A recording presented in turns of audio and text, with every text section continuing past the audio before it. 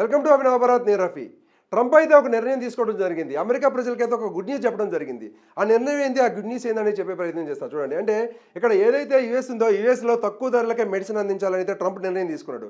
ఆయన ఎందుకు తీసుకున్నాడు అంటే, అక్కడ అమెరికాకు సంబంధించి మెడిసిన్ అయితే ఎక్కువ ఖరీదైతే ఉంటుంది. దీనివల్ల అయితే అక్కడ ప్రజలు ఇబ్బందులు పడుతున్నారు అయితే ఆయన గ్రహించడం జరిగింది. దీనికి సంబంధించి మెడిసిన్ అనేవి చాలా తక్కువ ధరలకే అందించాలనే ఆయన అయితే ఒక ముందుకు రావడం జరిగింది. మోస్ట్ ఫేవర్డ్ నేషనల్ ప్రైజింగ్ అనే ఒక దీంతో అయితే ముందుకు రావడం జరిగింది. దీనికి సంబంధించిన ముఖ్య ఉద్దేశం ఏంటి, ఆయన ఆలోచనలు ఏంటి, దీనివల్ల లాభం ఉందా నష్టం ఉందా మన దేశానికి అయితే ఒకసారి వివరించే ప్రయత్నం చేస్తారు చూడండి. ఇక్కడ మన దేశానికి, భారతదేశానికి ఆయన తీసుకున్న డిసిషన్ వల్ల కొంతవరకు లాభాలు ఉన్నాయి, కొంతవరకు నష్టాలు ఉన్నాయి. అవేంటంటే ఫస్ట్ ఆఫ్ ఆల్ చూసుకుంటే లాభాలు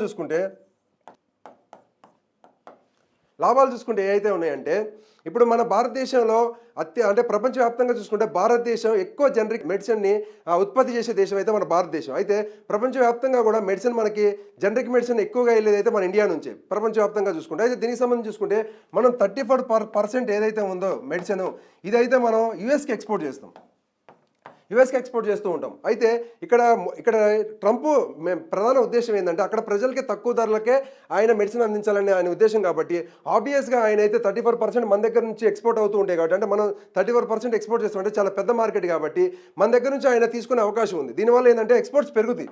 అయితే మనం ఏదైతే ఎక్స్పోర్ట్ చేస్తున్నామో మెడిసిన్, అక్కడికి వాళ్ళు తీసుకుంటారు కానీ కాకపోతే ఏంటంటే మార్జిన్స్ తగ్గుతుంది. ఇప్పుడు 12 రూపాయలు మనం ఇక్కడ నుంచి యూఎస్కి ఎక్స్పోర్ట్ చేస్తున్నాము అంటే ఒక మెడిసిన్ని, అదే ప్రైస్ అంటే మనం ఇదే మెడిసిన్ని మనం సపోజ్ ఏదైనా యూకే కానీ బంగ్లాదేశ్కి కానీ మనం 10 రూపాయలకి ఎక్స్పోర్ట్ చేస్తున్నాము అంటే, ఇప్పుడు ఈ ట్రంప్ తీసుకున్న డిసిషన్లో ఇంకొక భాగం ఏంటంటే, ఇప్పుడు వేరే దేశాలకి మీరు ఎంతకైతే ఎక్స్పోర్ట్ చేస్తున్నారో మాకు అంతకే కావాలి అని అయితే ఆయన చెప్పడం జరుగుతుంది. అంటే ఇక్కడ మార్జిన్ తగ్గుతుంది. ఇక్కడ మనం 12 రూపాయలకి అమ్ముకునే మెడిసిన్ 10 రూపాయలకి ఇవ్వాల్సి ఉంటుంది యూఎస్కి. అంటే కొంతవరకు మనకైతే అక్కడ మార్జిన్ అయితే తగ్గే అవకాశం ఉంది, కానీ డిమాండ్ అయితే తగ్గదు. ఎందుకంటే భారతదేశం అనేది ప్రపంచంలోనే ఎక్కువ జనరిక్ మెడిసిన్ తయారు చేసే దేశం కాబట్టి మనకైతే అక్కడైతే తగ్గదు. అంతేకాకుండా అయితే ట్రంప్ ఏదైతే డిసిషన్ తీసుకున్నా దీనికి సంబంధించి తక్కువ ధరకే అక్కడ ప్రజలకు మెడిసిన్ ఇవ్వాలి కాబట్టి జినోమ్ వ్యాలీ వంటి కేంద్రాలు అమెరికా పెట్టుబడిదారులను ఆకర్షించే అవకాశం ఉంది. ఎందుకంటే ఫార్మా హబ్గా హైదరాబాద్ అయితే ఉంది కాబట్టి దీనికి సంబంధించి చూసుకుంటే అక్కడ ఎవరైతే అమెరికాలో పెట్టుబడిదారులు ఉంటారో, పెట్టుబడులు ఉంటాయో వాళ్ళైతే మన హైదరాబాద్కి వచ్చి ఇక్కడ పెట్టుబడులు పెట్టే అవకాశం ఉంది. ఎందుకంటే ఇక్కడ నుంచి అమెరికాకి ఎక్స్పోర్ట్ అవుతుంది కాబట్టి మనకి ఇక్కడ నుంచే వాళ్ళు తక్కువ ధరలకు మనం అందిగలుగుతున్నాం కాబట్టి వాళ్ళైతే ఇక్కడ పెట్టుబడులు పెట్టే అవకాశం ఉంది.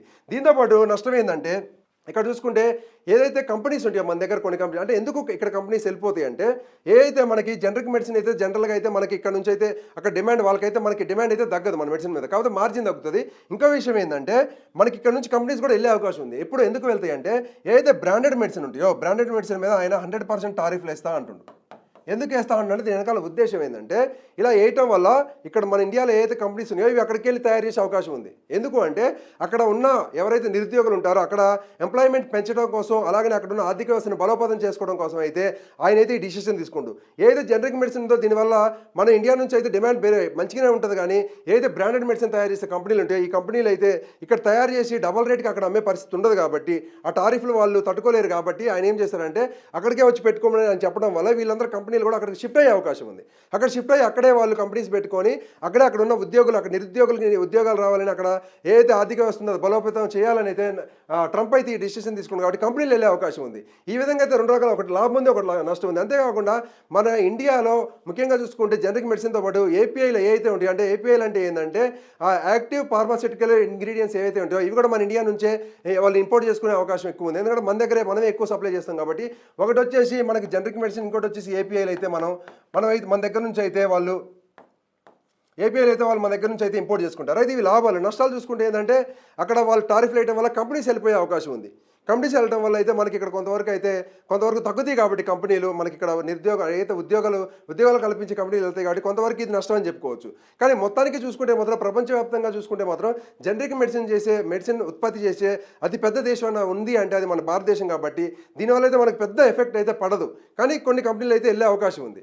అయితే ఈ విధంగా చూసుకుంటే ట్రంప్ తీసుకున్న డిసిషన్ వల్ల అయితే అక్కడ ప్రజలు ఎవరైనా సరే, ప్రజలంటే ప్రజలే కాబట్టి మన ఇండియన్స్ కూడా అక్కడ ఉన్నారు కాబట్టి వాళ్ళకైతే కొంతవరకు ఉపశమనం దొరికింది. ఎందుకంటే మెడికల్ అనేది అయితే మనిషికి నీడ్ కాబట్టి, అది ఎసెన్షియల్ సర్వీస్ కాబట్టి, ఎసెన్షియల్ వస్తువు కాబట్టి అది కంపల్సరీగా దాని రేట్లు తగ్గడం అయితే మంచి విషయం అని చెప్పుకోవచ్చు. ట్రంప్ ఏదైనా ఈ రీసెంట్ డేస్లో ఏదైనా మంచి నిర్ణయం తీసుకుంటే ఇదని చెప్పుకోవచ్చు. ఎందుకంటే అక్కడ ప్రజలకి మెడిసిన్ తక్కువ దొరకడం వల్ల అయితే వాళ్ళు కొంతవరకు ఉపశమనం అయితే పొందుతారు కాబట్టి నేను తీసుకున్న డిసిషన్ అయితే మంచిది. దీనివల్ల అయితే మన ఇండియాకి పెద్దగా అయితే నష్టం జరగదు, కొంతవరకు లాభం జరుగుతుంది. చాలా తక్కువ సంఖ్యలో అయితే మనకి నష్టం జరిగే అవకాశం ఉంది. పెద్ద పెద్ద ఎఫెక్ట్ అయితే మన ఇండియాకి పడదు కాబట్టి దీని మీద అయితే ఆలోచించాల్సిన అవసరం లేదు. కానీ ఎవరైతే ఫార్మా కంపెనీస్ ఉంటాయో ఫార్మా కంపెనీకి సంబంధించిన పెట్టుబడి పెట్టే వాళ్ళైతే కొంతవరకు అయితే అటు ఇటు అవుతూ ఉంటారు. ఇప్పుడు స్టాక్ మార్కెట్లు చూసుకున్నా కానీ ఫార్మా కంపెనీ మీద ఎవరైతే పెట్టుబడులు పెట్టి ఉంటారో వాళ్ళైతే కొంత కన్ఫ్యూజన్లో ఉంటారు. దీనివల్ల ఏంటంటే మనకు లాభం ఉంటుంది, నష్టం ఉంటుంది. కానీ తొందరపడి ఎలాంటి డిసిషన్ తీసుకోవద్దు, ఎలాంటి డిసిషన్లు తీసుకోవాల్సిన అవసరం లేదు.